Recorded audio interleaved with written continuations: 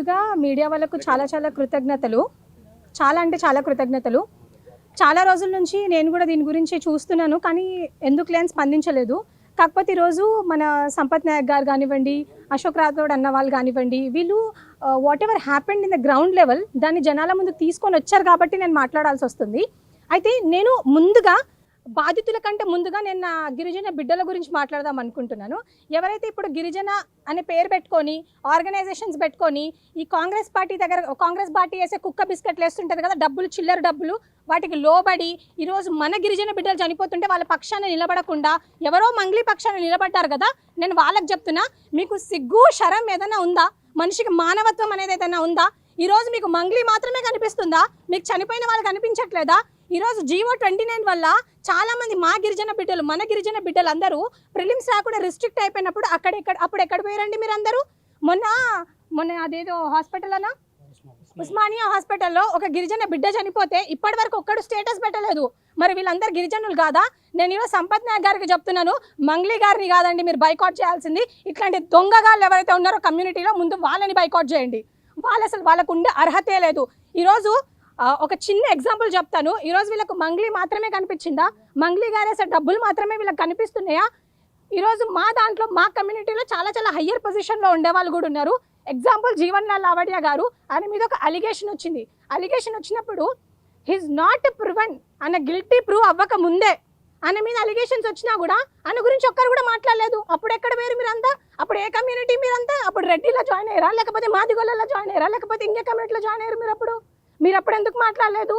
ఈ రోజు వరకు సుప్రీంకోర్టు అనేది కన్ఫర్మ్ చేయలేదు ఏమని, there is a lower rate of conviction by the CBI and by the ED. ఇది సుప్రీంకోర్టే కన్ఫర్మ్ చేసింది. సో నేను ఇది కూడా మీకు చెప్పాలనుకుంటున్నాను. అండ్ మోర్ ఓవర్ నేను మంగ్లీ గారి గురించి కొన్ని విషయాలు చెప్తాను. It was true. ఇందాక అక్క నాకు ఫోన్ చేశారు ఆన్ 25th మార్చ్ రోజు ఒక స్టేటస్ పెట్టుకుంటే దానికి నేను రెస్పాండ్ అయినప్పుడు she called me, she spoke with me for almost 32 minutes మాట్లాడిన మంగ్లీ అక్క గురించి. అప్పుడు నేను అయ్యో పాపం నా గిరిజన బిడ్డే అని అనుకున్నాను.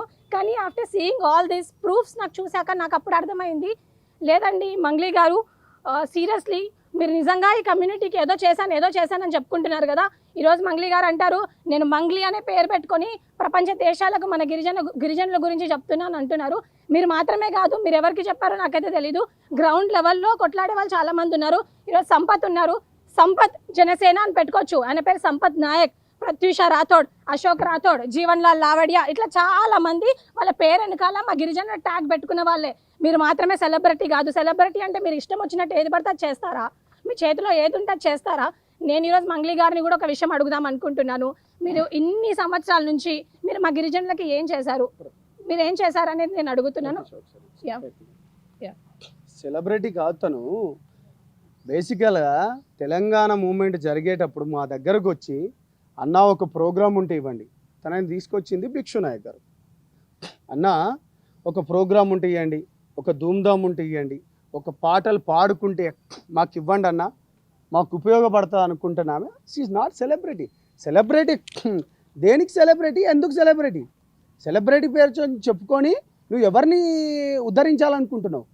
నిన్ను నువ్వు కాపాడుకున్నావు కమ్యూనిటీ పేరు చెప్పుకొని. ఇంకోసారి నీకు ఆ అర్హత లేదు.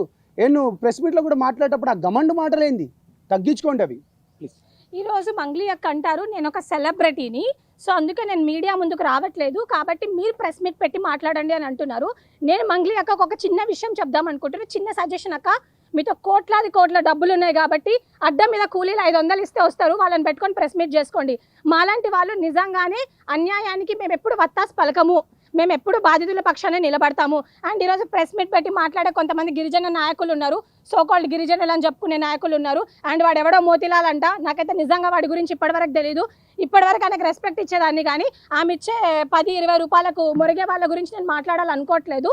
నిజంగా నువ్వు గిరిజన బిడ్డవైతే, నిజంగా నీకు గిరిజనులు అంటే ఏదైనా ఉంటే, మొన్న వచ్చిన బ్యాచ్ అండి వీళ్ళంతా, నిజంగా నీ గిరిజనుల ఒక పక్షాన ఏదైనా నువ్వు నిలబడాలనుకుంటే ఈ బాధితుల పక్షాన నిలబడు. అంతేగాని రేపు పొద్దున నీకు మంగ్లీ వచ్చి ఓటేయదు, నీకు ఈ గిరిజనులే ఓటేస్తారు. సో ఫస్ట్ మీరు బాయ్కాట్ చేయాల్సింది మంగ్లీ గారిని కాదు, బాయ్కాట్ చేయాల్సింది ఇలాంటి ఎదవలని బాయ్కాట్ చేయండి కమ్యూనిటీ నుంచి. అప్పుడే మన కమ్యూనిటీ బాగుపడుతుంది. అండ్ ఇంకో విషయం నేను అడుగుదాం అనుకుంటున్నాను. ఈరోజు గిరిజన నాయకులు అందరూ వచ్చి మంగ్లీ మా ఆడబిడ్డ గురించి మేము మాట్లాడతాం అంటున్నారు. మరి మంగ్లీ గారు అలిగేషన్ వచ్చిన రోజు మీ దగ్గరకు వచ్చారా, లేకపోతే వేరే మ్యూజిక్ ఛానల్ వాళ్ళ దగ్గరికి వెళ్ళి మాట్లాడారా? మరి ఆ రోజు మీకు గిరిజనులు గుర్తు రాలేదా? ఆ రోజు మీ గిరిజన కార్డు గుర్తు రాలేదా? ఆ రోజు మీకు ఉమెన్ కార్డు గుర్తు రాలేదా అని అడుగుతున్నాను నేను మంగ్లీ గారిని. బుద్ధి తెచ్చుకోండి ఇప్పటికైనా గిరిజన నాయకులారా. ఎంతసేపు డబ్బులు కాదు ముఖ్యం మీకు. ఈ బాధితులు ఎవరైతే చనిపోయినారో వాళ్ళ పక్షాన్ని ఉండండి. మీకు సేవలాల్ మహారాజ్ ఏం చెప్పిపోయాడో దానికోసం ఒకసారి ఆలోచించండి. నేను ఈ ప్లాట్ఫామ్ నుంచి ఒకటే రిక్వెస్ట్ చేస్తున్నాను, even to the police force కూడా నేను రిక్వెస్ట్ చేస్తున్నాను, and to all my community ఎవరైతే హానెస్ట్గా పోరాడుతున్నారో వాళ్ళకు కూడా రిక్వెస్ట్ చేస్తున్నాను. దయచేసి మీరు బాయ్కాట్ చేయాల్సిందే ఒక మంగ్లీనో ఒక రామావత్ మధునో కాదు. ఎవరైతే ఈ గిరిజనులు ఆమె పక్షా నుండి ఈ బాధితులకు ఎవరైతే సహాయం చేయట్లేదో వాళ్ళని బాయ్కాట్ చేయాల్సిందిగా నేను కోరుకుంటున్నాను. Thank you.